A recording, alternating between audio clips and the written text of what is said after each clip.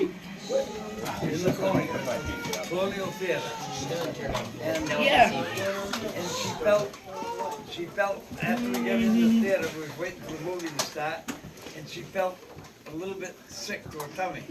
And she said, would you run out to the drugstore and get me some Tylenol? So I said, sure, because I had time enough before the movie. And I went out and got Tylenol and brought it back. And she says, I can't open it, I can't open it. And we were in the movie theater, and there was a lot of people in there by then. And there was a fellow sat right in front of us with a nice suit on and everything else.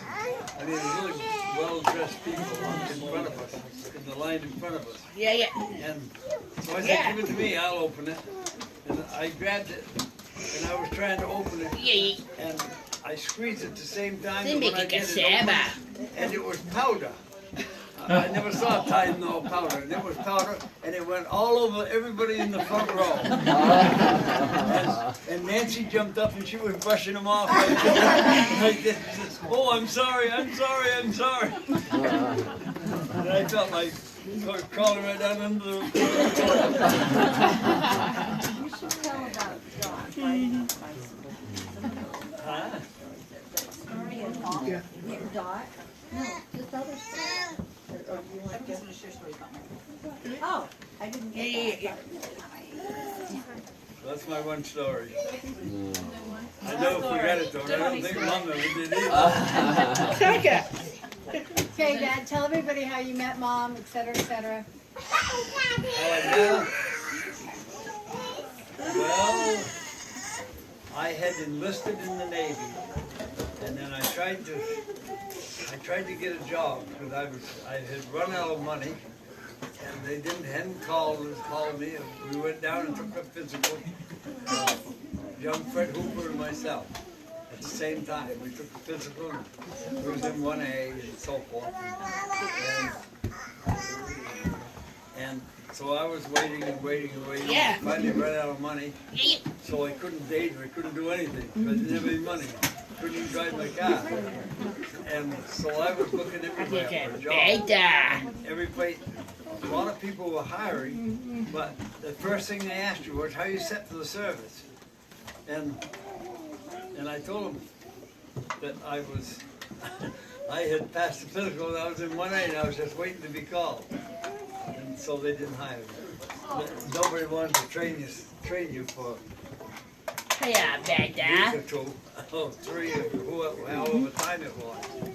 So I was getting kind of discouraged. And then I began to look through the paper for work.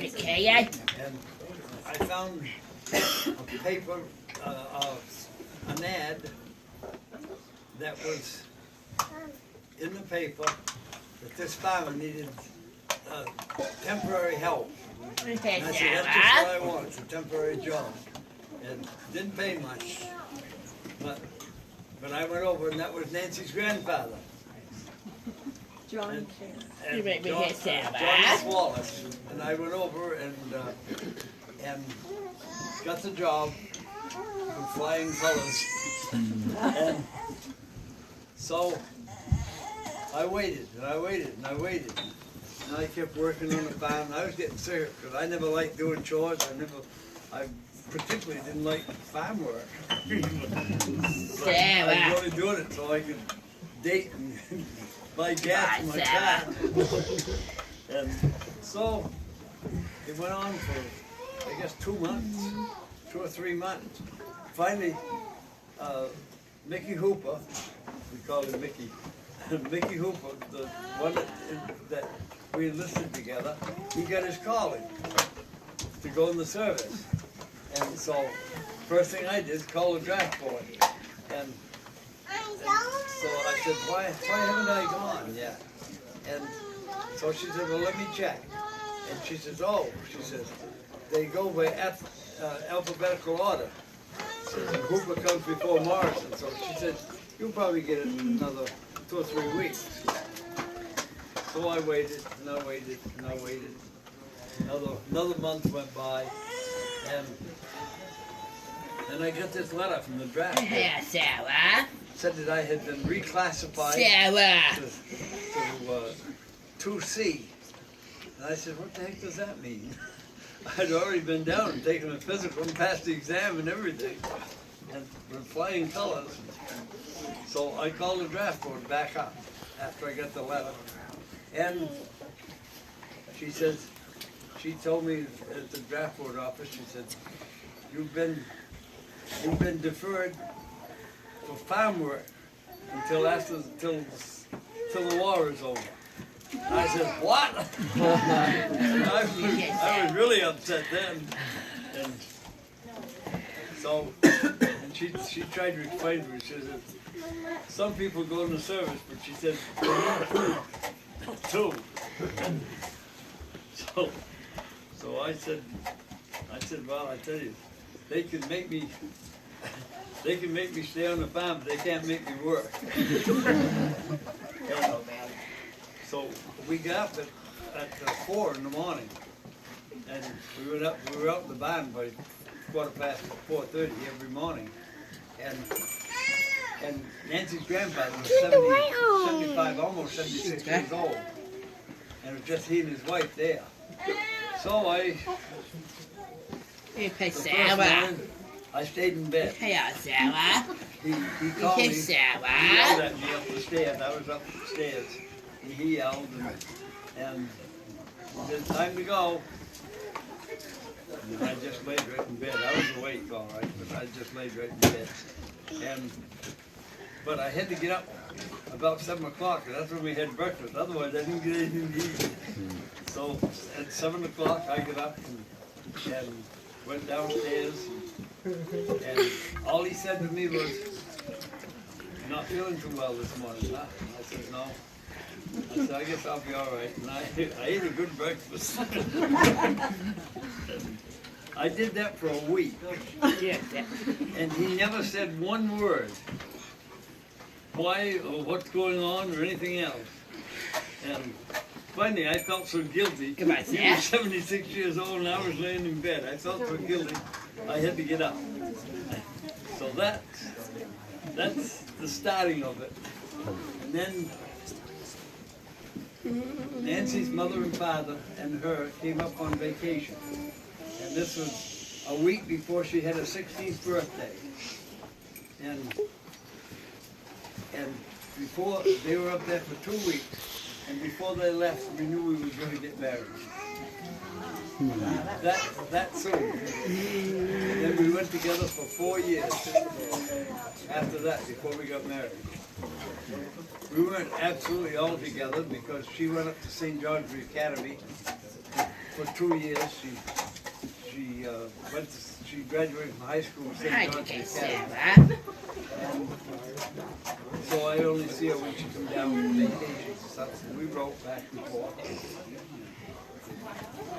This is the result. Yes, it's a lot of results. Sarah. You always say Hey, Sarah. Hey, Sarah. So Dad, how did you propose? Sarah. we were on our Okay, way Sarah. to Okay, Sarah.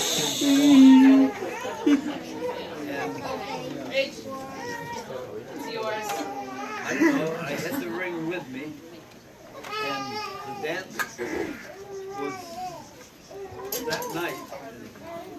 I got somewhere between New Hampshire and Vermont, somewhere. It was a pretty place, and Nancy looked at it, and she liked the view and so forth. And I gave her a ring. Did you kneel or were you just talk? It was in the wintertime. Okay, Sarah. Where'd you go on your honeymoon? And I had Nana's car, that was a 1939 Chrysler. He says, where'd you go for your honeymoon? Florida. Spent the winter. I got a job. Sarah. That was in Vermont. He had a place in Florida, and Nancy's grandfather knew him. And said he'd hire me for the winter. So I went down, the apartment was terrible. We lived in her grandfather's house until he came down. We got married in October and he came down just before Christmas. So we had a place to stay then. But after he got there, we get a little apartment. We didn't have any money. Yes. Something happened to my car going down. We got about halfway to Florida, and every time I let up on the throttle, it would turn in gear. So Nancy held it in gear the rest of the way to Florida. Yes. She held it shifting in gear, so when I let up on the throttle, it would turn in gear. The rest of the way to Florida. And then we got to Florida and we started looking for an apartment. And they were way too expensive. And so I saw a sign. It was in a nice area, it was a really beautiful area, but I saw a sign in an apartment for rent. So I went in, talked to him. He was a minister, and he says, it's not too good an apartment. He says it's up in the attic, but he says the rent's reasonable, and it was something I could afford. So I head backstairs going up to the attic. Well, I got to tell you another real funny story. So I'm 10 minutes late. we rented. Make sour. The minister lived right Make under it sour. the register. Make it That came up through. And sour. talk about the stories that he told down there. He had a bunch of guys and people coming in all the time, and he was quite a minister, I'll tell you. I don't know what church he belonged to. Anyway, what was the other story I was going to tell you about? It was real funny. Oh, the other people that lived in there. This was in February, I guess, because I had to be to work at 7 o'clock every morning. I was out gone at 7 o'clock to go to work. And there was a Mr. and Mrs. Crandall that lived in the bottom apartment. And not right under us, but in an apartment over there. And so one day when I come home, she said to me, they had plenty of money. And she said to me, gee, she says, you've been down here, she says, 2 months and you haven't taken your vacation yet. Says, when you gonna go on, when you gonna have your vacation? She didn't know it. I had to work every week to even live. So, anyway. Any other questions for Dad or Grandpa? Great Grandpa? How many kids did you want? We wanted only 2. Something happened. We joined the church.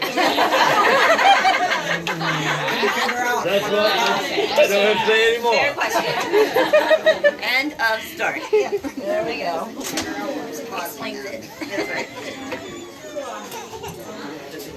Okay, I think we're all right. What time is it?